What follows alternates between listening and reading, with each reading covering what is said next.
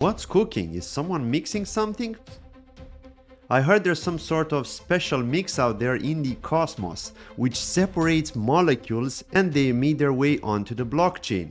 Yeah, that's right. In today's video, I'll be discussing Osmosis, the #1 DEX on the Cosmos ecosystem. Let's enter the cosmos.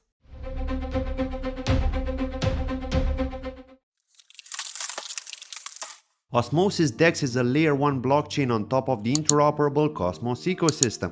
Osmosis is ultimately an interchain liquidity lab. You can swap, earn, and build on the leading Cosmos DEX. Osmosis, whose full name is in fact Osmosis Labs, have launched in June 2021, and a large allocation of their coin has been airdropped to ATOM stakers. If you had done certain activities such as voting governance, your airdrop would actually be bigger, which is usually how airdrops get quantified in the Cosmos ecosystem. So that was a way for them to kickstart their launch. Osmosis also have a ton of volume and TVL, over $203 million in TVL, $600 million trading volume, and over 1,000 interchain transfers. Osmosis offers some of the following features: analyzing the data on assets and liquidity or digging into the charts. It also provides a governance feature so we can vote on any proposals that may be submitted by fellow core developers, contributors, or simply community members. And the most important one, building. You can build on top of Osmosis if you want to develop some cool dApp, and it then becomes a layer 2. It's also worth noting that dApps that get built on top of Osmosis, which have their own token, would usually get airdropped to Osmo stakers and governance contributors. I can't stress how important this aspect is in the Cosmos ecosystem, and I'm personally guilty of missing out on this because I didn't take part early enough, even if I knew about it. Looking at their DEX, we can see it's very straightforward to use. We can connect our wallet, which could be from a range of them, but Kepler is the most used one because you can do multiple things from it, such as transacting, staking in a very easy way, or taking part in governance voting. We can swap from a variety of cryptocurrencies, which are available on other L1s on top of Cosmos, such as USDC on Axelar, for example, which is another L1. So we're not limited to Osmosis only tokens, which is what interoperability is all about. Most L1s on Cosmos use the power of IBC, which stands for Inter-Blockchain Communication Protocol, and Osmosis is also part of that. One of the other features are the pools. There are a lot of fluid pools on Osmosis. Some of them include the Atom Osmo pair, which contains over $74 million in liquidity, which means you can safely swap your Atom for Osmo or vice versa without worrying about high slippage. One of the less liquid ones, as we can see in this image, is the WBTC Osmo pair, which has $11.7 million in liquidity, but that's still a lot compared to the overall image. Once we teleport assets from one chain to another on Osmosis, we can also withdraw those back to their original chains.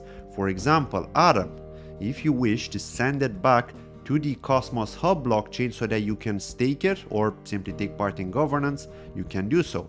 I'll talk about tokenomics in a bit, but I also want to point out staking, which is another important feature to not only help secure the Osmosis network, but also earn some dividends, some rewards basically, for doing it. Now, the current APY for staking Osmo, which is the ticker symbol for the coin, is 21.9% on most of the top validators. The one thing that's being pushed in the Cosmos ecosystem is for people to stake with validators below rank 20 so that you can help push them up in the ranks too and have a better distributed allocation of the stake.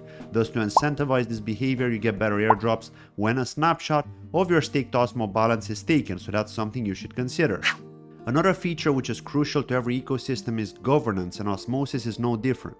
We can see all the proposals that have been raised and the voting period, and it's very easy to vote. You simply click on it, through it, and select from one of the available options. You may not understand much, like myself, if you're doing this as of recently and weren't very involved in the ecosystem, so an abstain vote may be a good one to start with, as it records on the blockchain that you have voted, which qualifies you for those bigger future Osmo holder airdrops.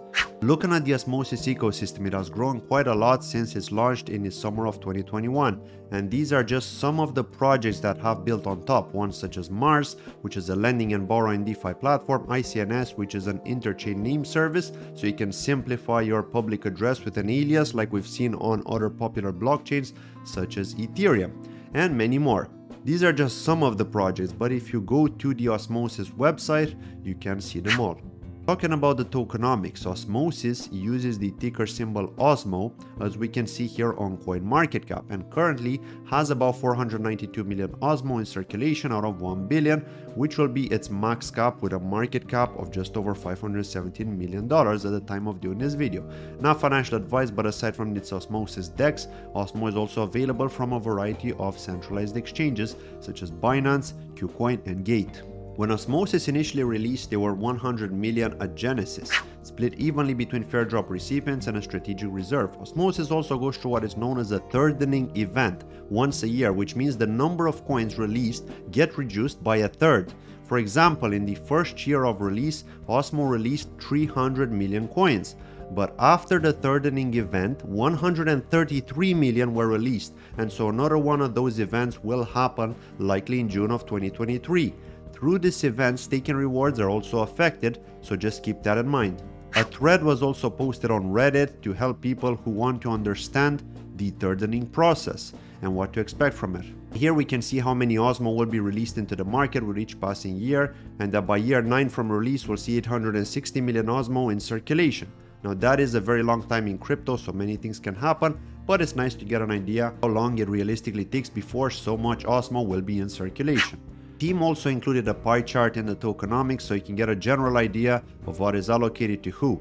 Now we can see that the majority of the pie is allocated to the liquidity rewards mining, staking rewards, and developer vesting being the other two large portions of the pie. Regarding investors, Cointelegraph also reported that $21 million was invested into Osmosis by a number of investors, which include Maker Synthetic, Uniswap themselves, Optimism, FTX,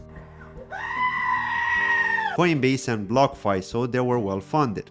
Regarding the roadmap, I wasn't able to find it on their official website, so I had to do some more digging and came across it on the Osmosis chain development section on their GitHub profile. Here we can see all the technical updates that are coming up, epics, milestones, and their sprint boards to keep track of who's working on what and the progress for transparency. There's also an Osmosis feature request roadmap board available within their GitHub project should you be interested to learn more about it.